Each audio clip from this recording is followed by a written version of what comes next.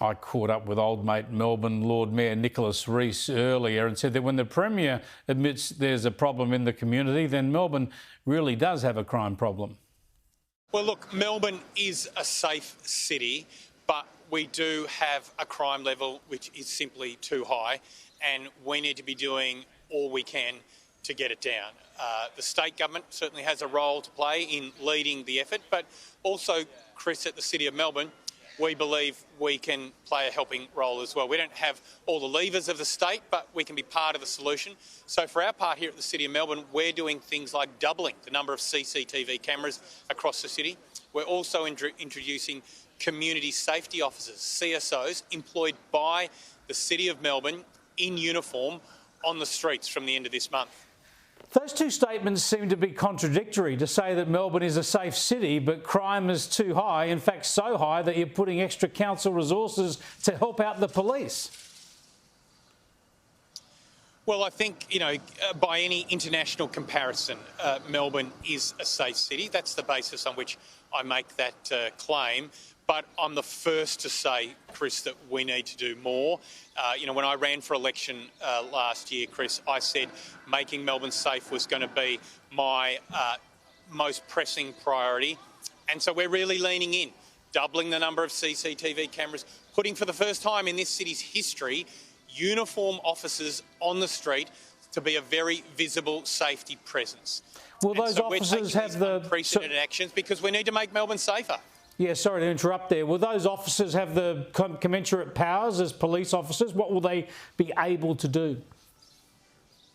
They will be sworn officers. They won't carry a firearm, but they will have handcuffs. They'll have Kevlar vests. They'll have body cams. They'll be very much trained in how to manage a hostile situation, and they will have the power to make arrests. So they're not trying to replace police officers, but they will be in uniform and they'll be a very visible safety presence. And look, I think they will make a difference. Just having those extra uniforms on the street, keeping people safe, I think is very important.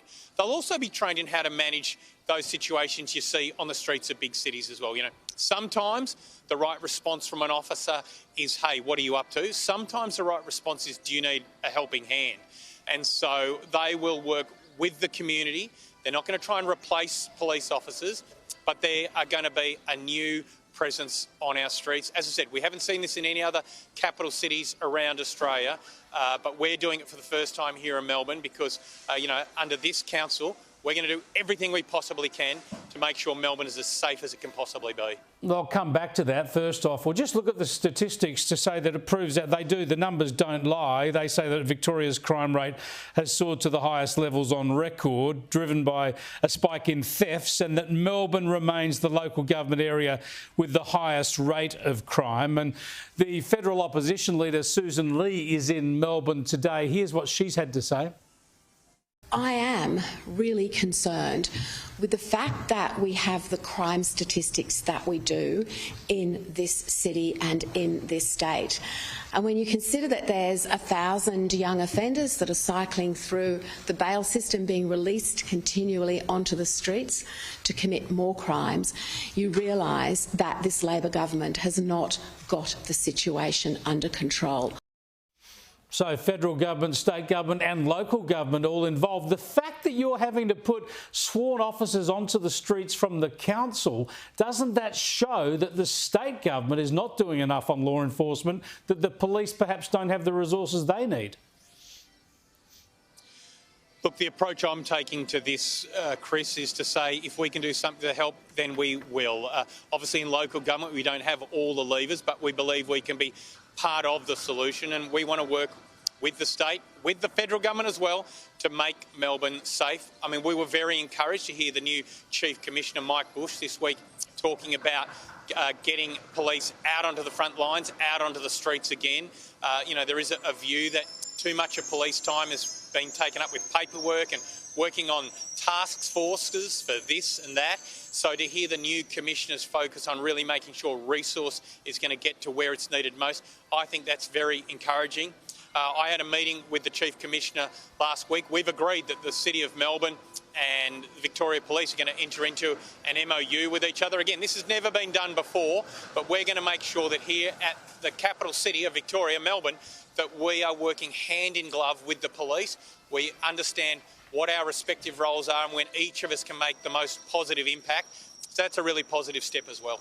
Yeah, well, of course, the Police Commissioner, Mike Bush, said not so long ago that it's taken the protests in Melbourne, the weekly pro-Palestinian, anti-Israeli protests have taken up 25,000 police shifts, 25,000 shifts dedicated to protests rather than the prevention of crime. He said that these officers would have been preventing crimes if they weren't guarding these protests. Are you too concerned about these protests, not just the fact that they've been weekly in the past, but the fact that they're intending to continue on with them?